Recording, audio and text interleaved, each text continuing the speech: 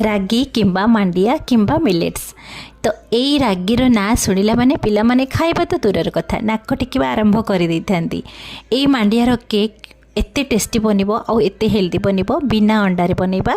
देखंतु एठी आपण देखिकी जानि परथबे केमिति जालीदार बनिची, केते स्पंजी आउ केते नरम बनिची।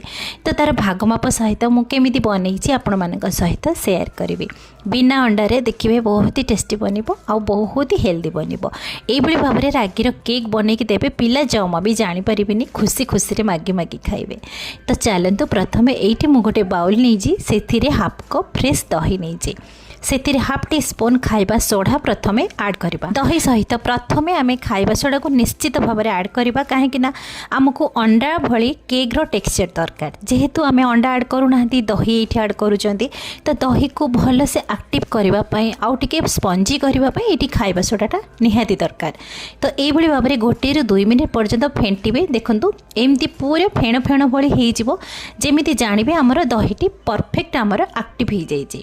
तो ये आम ऐड करवा टेस्ट अनुसार मुझे चीनी ऐड करिछि, चीनी को पाउडर करना गोटा चीनी ऐड करिछि। आपण चाहिए चीनी जगह पाउडर सुगर ऐड करें किंबा गुड़ किंबा ब्राउन सुगर ऐड करें।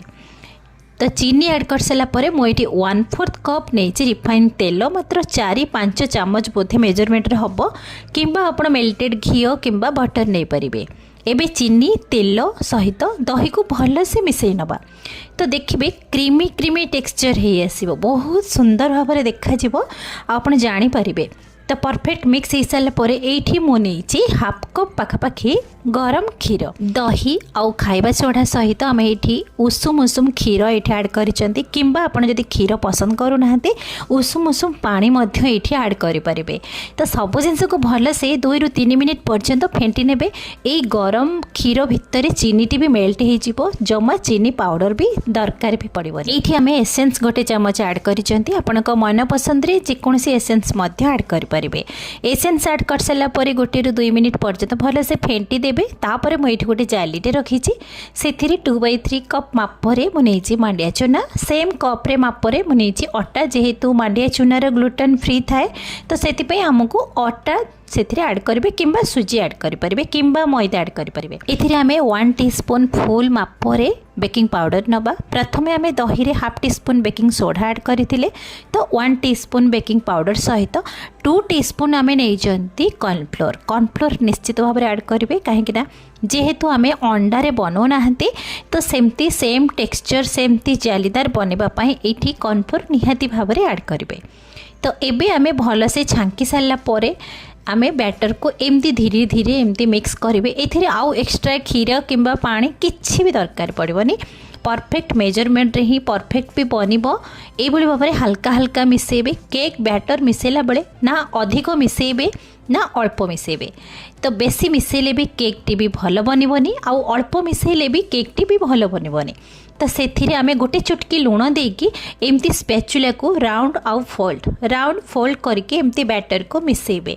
बेसी जोर भी फेंटिबेनी, अल्प अल्प धीरे धीरे राउंड फोल्ड करके एमती बैटर को 3 ରୁ 4 मिनिट पर्यंत टिके फेंटी नेबे। बैटर टी आमर एई भली भाव में हवा दरकार, जेमिति कि बेसी पतला नुहे कि बेसी मोटा नुहे। तो एई भली भाव में बैटर को मिक्स कर सारा पर ताको साइड रे रखिबा।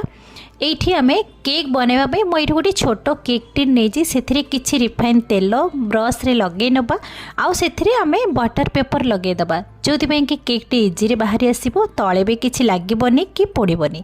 तो बटर पेपर रे टिके तेल लगे सारा पर एई जो बैटर को आमे रखिथिले पुणी थरे आमे 2 थर टिके मिसेई नबा बैटर को, तापर आमे केक टिन रे ट्रांसफर करबा। एही भली भाव में मांडिया चूनार केक आपण माने तो देखिले केते सुंदर प्रोसेस रे आमे बनैले। तो केही कहिबेनी मांडिया चूना रे बना हेची, तो पिला भी जानिबेनी जे मांडिया चूना रे आपण चॉकलेट केक बनैजंती। एबे केक बैटर को ट्रांसफर कर सारा पर एमती तळे टिके बाड़े नेबे, जेहेतु लंग्स किंबा एयर किछि रहिबोनी।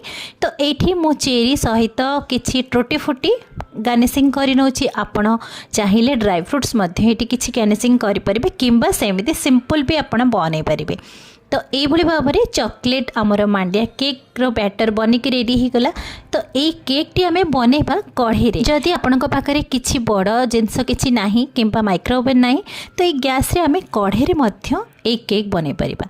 तो एठी कढ़ई को मु एठी 15-20 मिनिट पूर्व फ्री हिट करे नेथिली सेथि गोटे जाली स्टैंड रखिकी केक को आमे 20 रु 25 मिनिट पर्यंत ताकू गैस रो फ्लेम को स्लो रखिकी आमे ताकू बेक हवा को छाड़िबा। एठी 25 रु 30 मिनिट परे मु एठी चेक करूची देखंतु केक बैटर टी केमिति माने फुल्ली की पूरा आमर केक परफेक्ट आमर बनीची आउ केते स्पंजी जालीदार बनीची। एठी चेक करूची देखंतु केते सुंदर भाव रे छुरी रे क्लीन भी आसीची। तो ये आम केक को काढ़ी दबा आ ताको ठंडा हवा को छाड़िबा। तो ये ठंडा हो सारे पर आम ताको चेक करवा देखंतु ये केते सुंदर नरम बनीची आ एते तुला परी पूरा जालीदार बनीची हाथ रे जेमिति लागुची पूरा तुला परी नरम। तो ये आम ताको केक टिन रो केक टाको बाहर कर नबा। तो ये देखि पारुथुबे केक टिन टी आमर परफेक्ट क्लीन आसीची सेथरे किछि भी बैटर लागी नाही आ एमिति जालीदार भी बनीची देखंतु जेमिति कि अंडा रे जेमिति बनेले टेक्सचर तो जेमिति आसे जेमिति जालीदार जेमिति तुला परी नरम तो परफेक्ट आमर सेमिति बनीची।